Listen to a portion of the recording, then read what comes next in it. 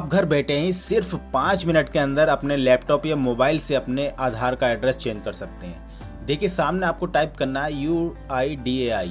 जैसे आप इसको टाइप करते हैं तो टाइप करने के बाद में कुछ इस तरह का इंटरफेस दिखेगा, इंग्लिश या फिर हिंदी कोई भी एक सेलेक्ट कर लेना।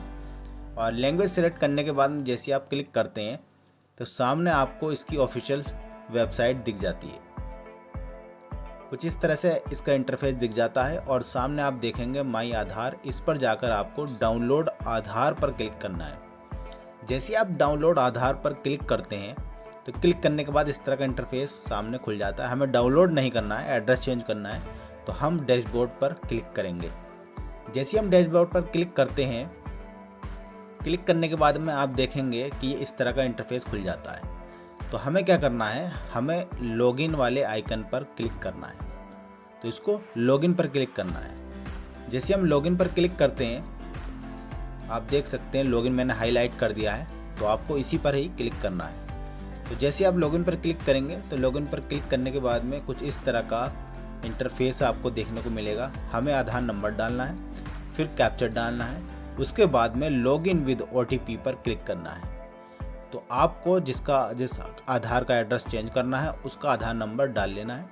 आधार नंबर डालने के बाद में कैप्चर डाल लेना है, फिर लॉगिन विद OTP कर देना है। तो जैसे मैं आधार नंबर डाल लेता हूँ और आधार नंबर डालने के बाद में कैप्चर सामने आप देख रहे हैं, तो इस तरह का कैप्चर आप बिल्कुल सेम डाल सकते हैं। और कैप्चर डालने के बाद में आपको लॉगिन विद OTP पर क्लिक करना है। OTP आप सामने देख सकते हैं ऑप्शन आ गया है, यानी कि आपके नंबर पर जो आधार में रजिस्टर्ड मोबाइल नंबर है उस पर एक OTP पहुंच गया है। तो आपको वो OTP यहाँ पर डाल लेना है। तो मैं OTP डाल देता हूँ। OTP डालने के बाद में यहाँ पर नीचे लॉगिन पर क्लिक करना है। जैसे हम लॉगिन करते हैं तो लॉगिन करने के बाद में कुछ इस तरह का इंटरफेस सामने खुलकर आ जाता है और आपको क्या करना है, आधार अपडेट वाले ऑप्शन को चुनना है और इस पर ही क्लिक करना है।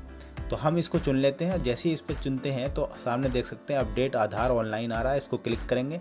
नीचे प्रोसीड टू अपडेट आधार आ रहा है, इसको क्लिक करेंगे। फिर से प्रोसीड टू अपडेट आधार आ रहा है, इस पर क्लिक करेंगे।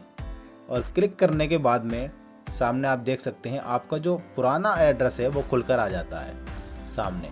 तो हमें नया एड्रेस थोड़ा नीचे आना है और इसको नीचे आकर फिल करना है। तो सबसे पहले लिखा केयर ऑफ लिखा हुआ है, तो यहाँ पर हमें सन ऑफ या डॉटर ऑफ या वाइफ ऑफ करके आप कुछ भी इसको फादर नेम, हस्बैंड नेम डाल सकते हैं। तो चलिए हम फटाफट से डाल लेते हैं। और सन ऑफ करके हमने फादर का नाम डाल लिया है। फादर का नाम डालने के बाद में आपको थोड़ा नीचे आना है और जो भी आपका मोहल्ला या फिर गांव लगता है आप उसको टाइप कर सकते हैं। तो ये शहर का एड्रेस करवाना चाहते हैं तो मैं शहर का एड्रेस में यहाँ पर मोहल्ला भर लेता हूँ और मोहल्ला करके जो भी मोहल्ला है वो मैं डाल लेता हूँ। और डालने के बाद में नीचे आ जाना है और नीचे आने के बाद में आपका जो एरिया लोकेलिटी है, यानी कि जो आपका शहर कस्बा लगता है आसपास, वो आप सेलेक्ट कर सकते हैं। सेलेक्ट करने के बाद में आप देख रहे हैं सामने लैंडमार्क लिखा हुआ आ रहा है। लैंडमार्क का मतलब होता है जो भी आसपास की आपको जगह है, कोई मस्जिद है, मंदिर है, कोई गली है, वो आप डाल सकते हैं।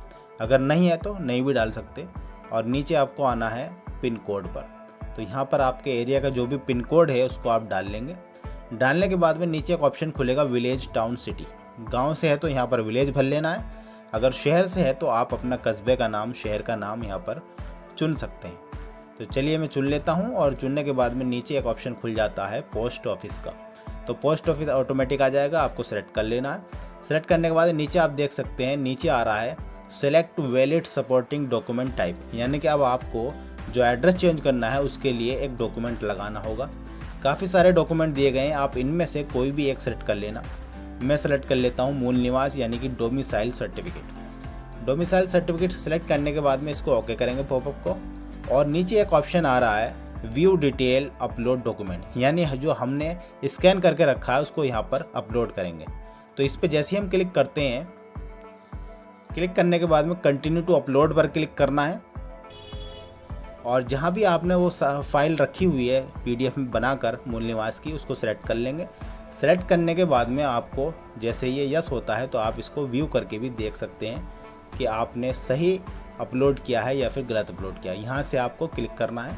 तो जैसे आप क्लिक करेंगे तो सामने आपका मूल निवास खुलकर आ जाएगा। तो अगर सही है तो नेक्स्ट कर देंगे, जैसे ही आप नेक्स्ट करते हैं तो सामने जो भी आपने एड्रेस फिल किया है वो सामने खुलकर आ जाएगा। तो आपको इसको अच्छे से देख लेना है। तो हमें क्या करना है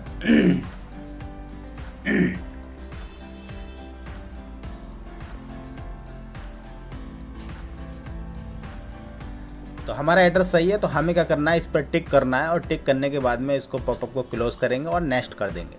जैसे हम नेक्स्ट करेंगे तो यहाँ पर पेमेंट का ऑप्शन आ जाएगा और इसको टिक करेंगे। टिक करने के बाद में कोई भी एक पेमेंट हम यहाँ से सेलेक्ट कर लेंगे। पे रोज़र भी कर सकते हो और ये भी कर सकते हो। इसको करने के बाद नेक्स्ट करेंगे और आपको रिडायरेक्ट कर देगा ये पेमेंट इंटरफेस पर।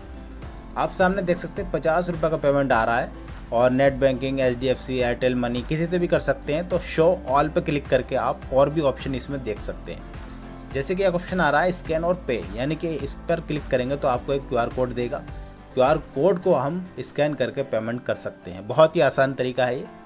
तो हम QR कोड को जैसे ही स्कैन करेंगे, स्कैन करने के बाद में चलिए हम स्कैन कर लेते हैं, फिर आपको दिखाते हैं किस तरह का पेमेंट सक्सेस होता है और आपका एड्रेस चेंज होता है। तो जिससे जैसे ही हमने स्कैन किया तो कन्फर्मिंग पेमेंट आ रहा है, यानी कन्फर्म हो रहा है ये, और ये पेमेंट सक्सेस होने वाला है। देखिए आप पेमेंट सक्सेसफुल हो गया है और आपको कुछ इस तरह की स्लिप सामने देखने को मिल जाएगी। इसको आपको सेव करके रखना है और इसी से ही 1 हफ्ते बाद आप अपना आधार कार्ड नए एड्रेस के साथ डाउनलोड कर सकते हैं। तो चैनल को सब्सक्राइब करके रखें ताकि आने वाली जानकारी सबसे पहले आप तक पहुंच सके।